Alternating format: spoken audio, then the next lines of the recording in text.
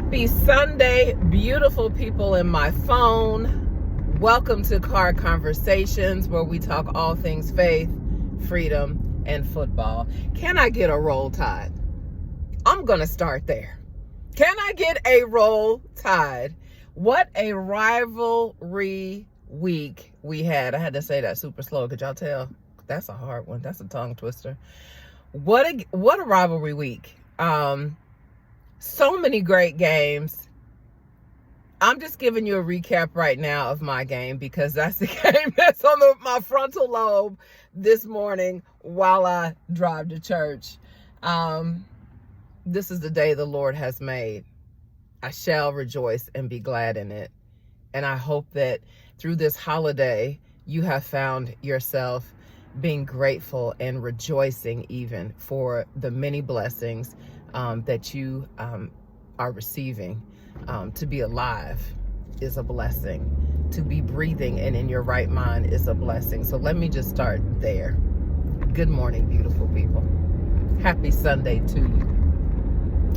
Let's get into this Iron Bowl because it was another classic. You know, there's a debate about what rivalry is like the greatest rivalry in college football. Many say the game at the Big House, you know, with Ohio State and Michigan is the biggest. That was a big game as far as, that is a big game. And the magnitude of what was on the line for that game and the outcome of that game absolutely made that a spectacular game. But I consider a rivalry not just maybe what's on the line, but just, I don't know, the history of it and just what happens and the amount of back and forth with the wins and losses and how you win and how you lose. I mean, I just think all of that matters. And the history of the Iron Bowl, and oh my gosh, let's just start with the fact that this was the 10th anniversary of the Kick Six. We all know that. That was 2013. We all remember that. You remember where you were. You remember how you felt. I was sick for a week. I mean, it was just like that was our opportunity to go to a three-peat. And Auburn will do anything in their power. And some would say, and even use other powers, to try to derail us, because it's usually us and our opportunities to go to the SEC or playoff championship big picture. They will do anything and everything. So the fact that they were a 6-5 team or 6-6, whatever they were, means absolutely nothing when it comes to rivalry week, when it comes to the Iron Bowl. They're going to bring their A game. And the way they got beat with New Mexico State, and I believe I said this last week, we knew they were going to throw everything in the kitchen sink at us. Hugh Freeze, having beat us twice, you know, when he was at Ole Miss, he's a play caller. He's an offensive guru too. And so we knew he was going to come with it. And he did. Low key, we got out coached. Wasn't even low key. We was getting out coached yesterday. Their offensive coordinator, I don't know if Hugh Freeze actually calls their plays, but they were out coaching Kevin Steele on our DC yesterday. Hands down. They were. I'm not sure what was going on. Kevin Steele usually makes halftime adjustments, and that's one thing that we have been able to rely upon heavily this season. It was nowhere to be found yesterday. They were gashing us up the middle from the jump. And I'm like, what? First of all, they can't really throw. So why are we playing for the pass like that? Why are they running up the middle on us? Why are they getting us with these quarterback draws? It just made no sense, y'all. It made no sense.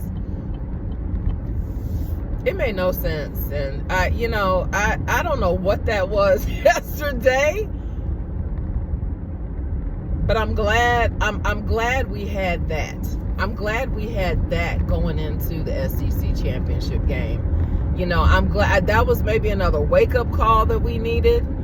I don't like the wake-up calls. Let me be clear. A team that bases their foundation, their identity on their resilience, I don't like that. I don't like that at all. It gave me 11,000 heart attacks throughout the game yesterday. And let me just say this. I live in Atlanta, so I'm in Georgia. I'm behind enemy lines for real. And boy, Georgia fans, the way they hate us, it's like, first of all, y'all are reaping the benefits from the Saban coaching tree and what Saban taught Kirby all those years, 10 plus years he was at Bama. So let's back up off a little bit of the hateration and let's have a little bit of just a little bit of gratitude and respect. Let's just have a little bit of respect.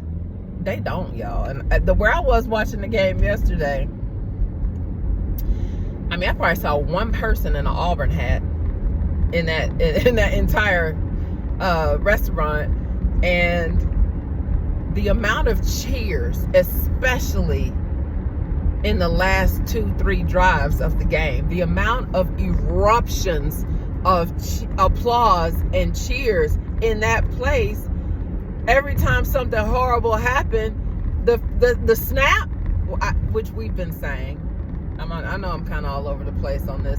I'm a little emotional talking about this, y'all. But all the snap issues that we've had for the last 2 years, really, we have known and have said, all of us who watch the game, that's going to come back to bite us in a critical point in the game. And there you have it, the second to the last play of the game when we're on the goal line. And then we have to take like a 12-yard loss. But Miracle Millie, Mill Ticket 4, Milrose Miracle. They said the name of the play was called the Grave Digger. He did that, semicolon, however, comma. We should never have to put ourselves in that position. We put ourselves in that position, not just on that play, but throughout the entire game. It was just full of shooting ourselves in the foot. Yes, the refs played into that, but we're not going to cry about the officiating because this happens. It happens every game across the board. It may seem like it happens a lot in our games, but it happens across the board in every game. And the officiating was very suspect yesterday. True that there were plays that they missed. They should have called against us, and they didn't. But then you felt like they were making up for those missed calls, and they were calling all kinds of crap on us, and then not calling crap that should have been called, against Auburn. Blatant stuff, like the way they blindside blocked our punter, and then was basically just laying on them. Like, I don't know why. Anyway, I'm not gonna nitpick the calls because it happens. We put ourselves in position to be reliant upon officials to make the right calls, and that's not how you want to play the game. No, you just play to win. You just do your part. You execute to the best of your ability. You dominate. I believe that was a catch that Burton made, and I didn't see Terrion step out of bounds on the end for that pick six. To have ended that game on a pick six on the 10th anniversary of the kick six would have just been chef's kiss, right? That would have been chef's kiss, but whatever. We still won. We won, but there's a lot of work that needs to be done. So that's what I'm going to say about the Iron Bowl. Caleb Downs was flying around the field again. Is there a Freshman of the Year award across college football? Because it would have to be Caleb Downs. It would have to be Caleb Downs. I'm just so proud of that young kid. I just really, really am. He's my favorite. I've said that before. Jam. I love Jam Miller too. I love 26 getting in the game too. But yeah, Caleb Downs is it. What else did we see? Who else was? Of course. Isaiah Bonds.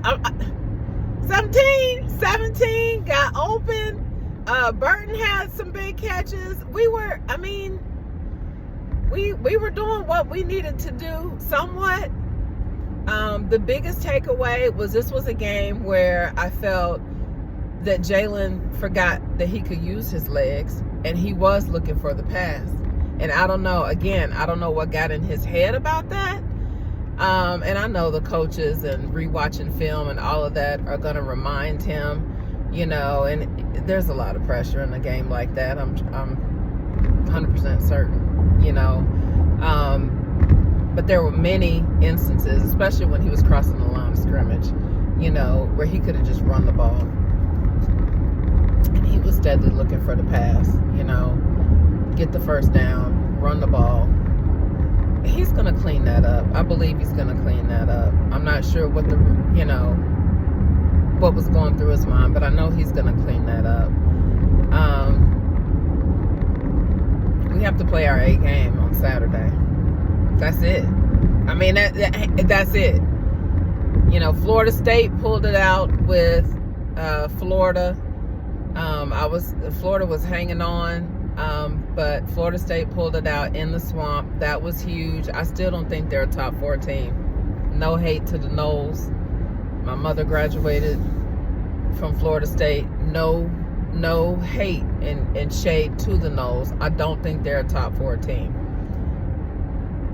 We'll see what happens in the ACC championship. Kentucky beat Louisville, who's playing in the ACC championship. So what is that? And Kentucky is a great team, but again, I don't have the respect for the ACC, y'all, right now. Not this year. I don't. When Clemson was on top, the ACC, it really wasn't the ACC. It was Clemson that was a force to be reckoned with. Deshaun Watson, he got us. T-Law, he got us. But the ACC as a whole, and it's really no shade, y'all. Y'all watch football. You see it. Florida State is on their way back. They absolutely are. Do I believe that they're a top 4 team in the country right now? No, I don't. Oregon handled Oregon State. I'm interested in that Oregon, of course, and Washington, that Pac-12 championship. But Washington was struggling with Washington State. All the way to the last play of the game, a field goal. Georgia handled Tech. It was a struggle initially. And those same people in that restaurant that were applauding, so loudly when we were losing the Iron Bowl and got super duper quiet after 4th and forever touchdown Alabama, where you could hear a pin drop when Georgia Tech scored that first touchdown in their game. Y'all know me. I had a good chuckle and I laughed and I said, hey, see y'all next week. I love football. I do. I just love it. I love it. But great rivalry week. I feel like I'm missing somebody, and I probably am. Charge it to my head, not my heart. Trust me when I tell you I was getting it in, watching every single game, multiple games at the same time. It just really was Texas A&M and LSU. If Jaden Daniels doesn't win the Heisman, then something is wrong. We already know something's wrong, but we know the college football selection committee is broken completely. But something is really wrong with Heisman voters if Jaden Daniels doesn't win the Heisman. What he was doing, throwing the balls, he was doing putting them in the bucket, in the corner, on the side, in the end zone to Malik Neighbors. He's your Biletnikoff Neighbors. And what's his name, is your Heisman. Jaden Daniels is your Heisman, hands down. That's a no-brainer. Ole Miss, Mississippi State. Dude coming in on the ATV, though. That was funny. We've seen some theatrics. We've seen some theatrics this season. Here's what I want to go back to, Louisville and Kentucky. Because I read something this morning about Coach Stoops, that he was slated to be the next, it was rumored heavily, that he was going to be the next head coach of Texas A&M. And he came out and said after that win against Louisville, he knows he's supposed to stay right there with Kentucky. So hats off to him for the loyalty. Y'all, we don't see loyalty anymore. Don't get me on that. My God. Don't get me on the loyalty, because we don't see it anymore. Period. Across the board in this world, loyalty is rare. Loyalty is rare. So now in the game of college football, with the transfer portal, with the coaching carousels, with buyouts that are big and just, I mean, astronomical, set your whole legacy up, for success.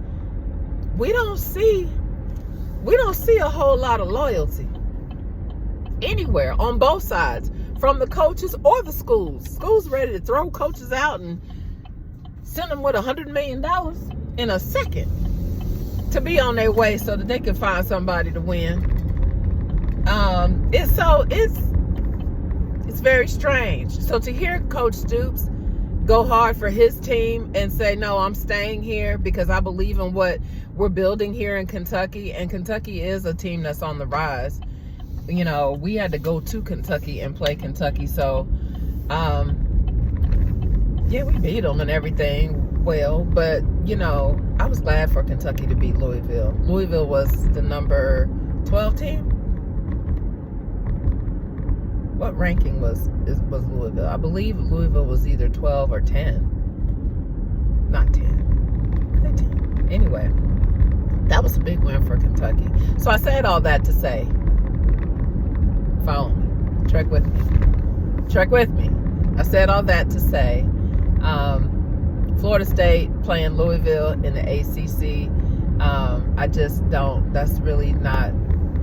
That game is not. I don't think it's gonna matter. I really don't. I think FSU is out. And if we beat Georgia, and the committee does not put us in, the committee will remain broken. For real.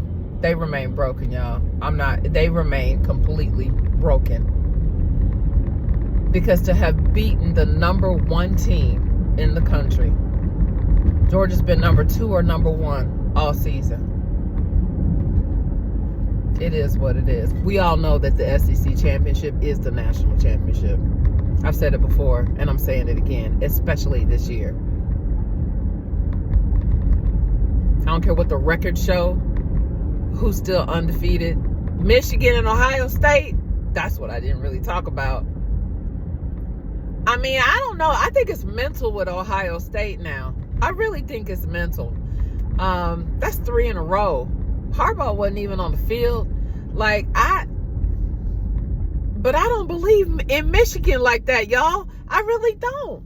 I just don't.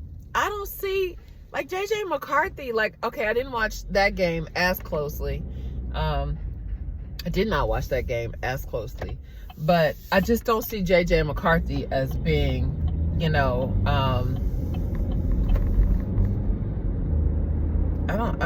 think I shouldn't say it. He manages the game. Game managers can win championships. We know that because that's what they all called A.J. McCarron and Greg McElroy, and they can win championships. But I just don't see. I don't see that Michigan is going to win a championship this year. Let me say that. I just don't. Ohio State fell apart. You got to wonder about Ryan Day. I mean, he's done a lot for that program, but 3 in a row losing to Michigan. I don't know. So anyway, saying all that, the SEC championship is it's pretty much the Natty. We all know it. We hate to say it and see it, but those who aren't in the SEC hate to say it and see it. Let me say that, but I believe that it is. Anyway, I'm rambling now, but y'all have an amazing day.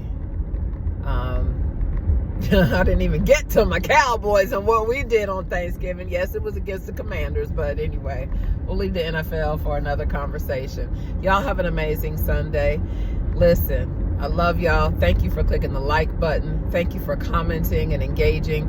Thank you for subscribing. Thank you for sharing the content as you feel led to share the content. Y'all stay winning and y'all stay free.